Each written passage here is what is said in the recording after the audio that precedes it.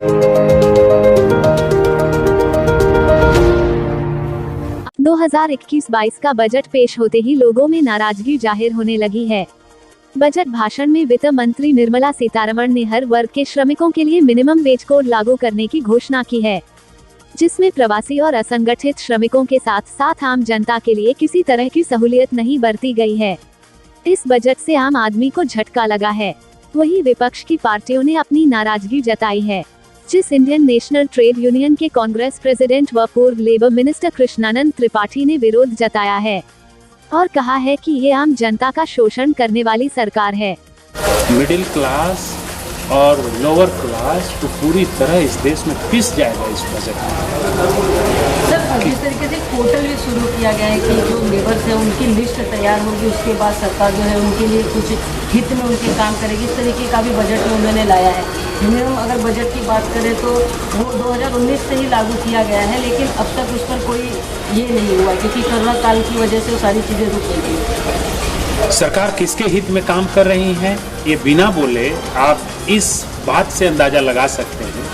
इस वर्ष कोरोना काल में इस बजट पास करने के पहले सरकार ने 4 लेबर कोड बनाए। 4 लेबर कोड में मजदूरों के हित के फायदे के जो चीज़ें थी उन चीज़ों को हटा दिया। 47 पहले के लेबर लॉज में जो थे वो हटा दिया और 4 लेबर कोड में जो कारखाना मालिकों के लिए, माइंस मालिकों के लिए जो फायदे की चीज़ें थी उस लेबर कोड में ले आए। इसके बाद फार्मर्स लॉ लाए 3, जिसमें उसने यह नियम लगा दिया कि जो जमीन है देश की खेती की, वह जमीन व्यवसायी उद्योगपति उस जमीनों को एग्रीमेंट करके ले लेंगे। अनाज उनके कब्जे में आ जाएगा और मार्केट उनके कब्जे में आ जाएगा। ये दूसरा कानून बना दिया, 3 कानून। और चौथा जो बजट लेकर के आया, वह बजट लेकर के आया जो देश में पहले तो जमीन अपने लोगों को देने के लिए बना दिया कानून, उनके संपत्तियों को बचाने के लिए लेबर कोड बना दिया और अब ये जो बेचने के लिए जो देश में पिछले आज़ादी के पहले से, आज़ादी के समय से 70 सालों में जो देश में पूंजी देश की खड़ी की गई थी, उन पूंजियों को बेचने के लिए अभी कानून ले आए। अब आप अनुमान लगा लीजिए कि किसके लिए सरकार कानून बना रही है और किसके लिए कार्य कर रही है। बिना कहे एक लेमैन, आम आदमी इन बातों को समझ सकता है।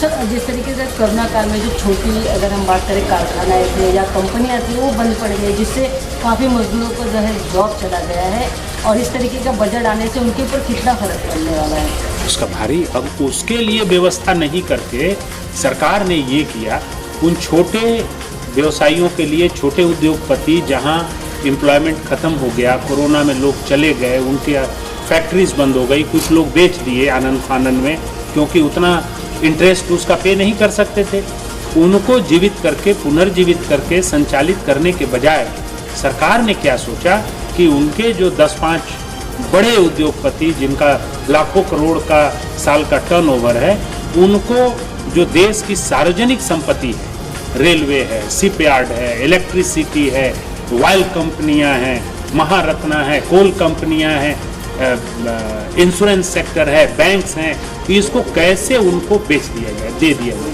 आप समझिए कि अरबों करोड़ों की संपत्ति बेचने का इन्होंने नियम बना दिया और लिखा कितना कि इससे मुझे मिलेंगे 1.75 लाख करोड़ और ये हजारों लाखों करोड़ की संपत्ति बेचने का प्लान बना दिया और इनकम कितना दिखाया कि कितना हम बेच के लाएंगे 1.75 लाख करोड़। यही तो सरकार का कार्य है। तो किनको बेचेगी ये पूरा देश जानता है। एयरपोर्ट कौन खरीदेगा पूरा देश जानता है। रेलवे कौन खरीदेगा पूरा देश जानता है। सड़कें देश का कौन खरीद लेगा पूरा देश जानता है। लाल किला कौन खरीद रहा है पूरा देश जानता है। तो ये सारे चीज़ों को बेच देंगे। अब हम लोगों को कहने की जरूरत नहीं है, अभी जनता बताएगी कि सरकार क्या बेचेगी और कौन खरीदेगा। रेल जो अब चलेगी वो भारतीय रेल नहीं होगी, वो गौतम अडानी रेल होगी, मुकेश अंबानी रेल होगी। अब उस पर यही लिखा रहेगा। तो ये तो अब हमें कहने की जरूरत नहीं है, देश कि आम लोग भी इस बात को अब जानने लगे।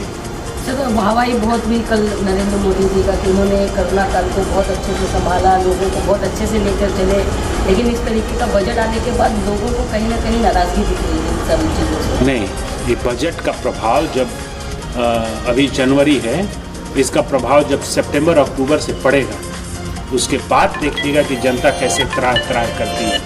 जो बड़े लोग हैं जिनके पास इनकम के संसाधन अधिक हैं, उनको तो दिक्कत नहीं होगा, लेकिन वैसे लोग देश के 90% लोगों को अपने परिवार का जीवन यापन चलाने में भारी परेशानी होगी।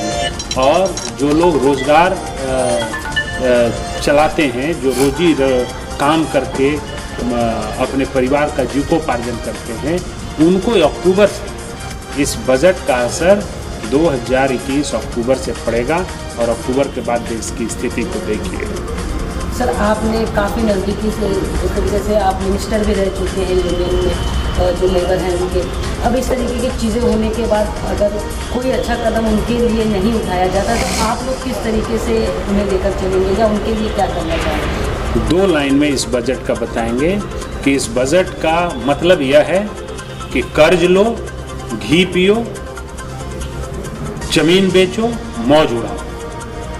गांव की भाषा में यही 2 लाइन का इस बजट का पूरा अर्थ है कि संपत्ति बेचो, जमीन बेचो, मौज करो और कर्ज लो और घी पियो।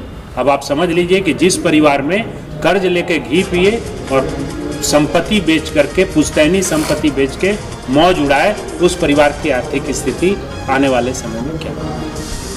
तो लेबर काफ़ी उम्मीद कर रहे थे कि उनके लिए कुछ अच्छा होगा, लेकिन इस तरीके के बजट आने के बाद आम पब्लिक, मजदूरों के लिए 2 रास्ता है, या तो मर जाओ और नहीं तो किसी तरह से घुट कर इसी में जिंदा रहो।